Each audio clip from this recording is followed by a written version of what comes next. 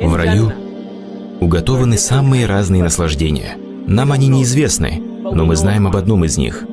Один вид отрады, которую мы никогда не испытаем в этом мире, но который мы сможем испытать в мире грядущем.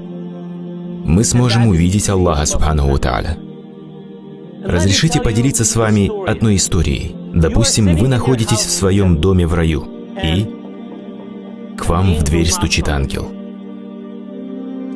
Постучав в дверь, он взывает: «Собирайся, пойдем навестим Аллаха». Пойдем навестим Аллаха.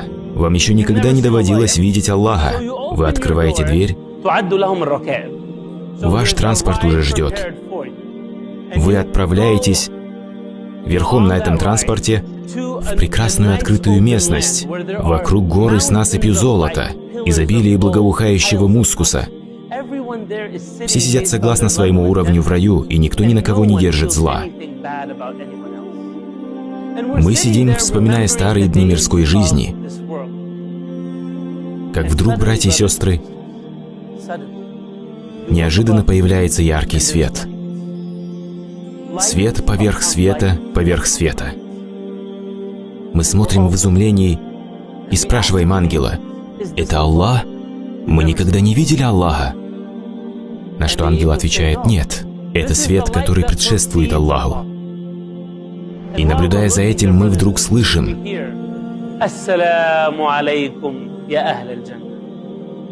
«Мир вам, обитатели рая». В ответ мы изрекаем: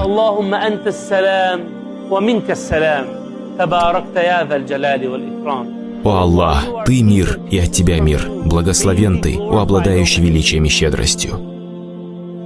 Слушайте внимательно, братья и сестры. Аллах спрашивает нас: «Вы рады? Вы счастливы?»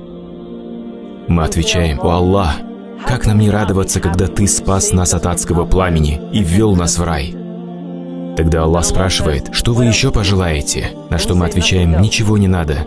И Аллах скажет: «Нет, сегодня день дарования.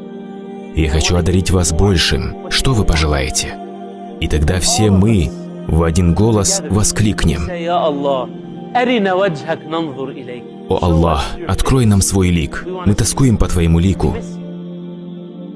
Мы поклонялись Тебе всю свою жизнь и никогда не видели Тебя.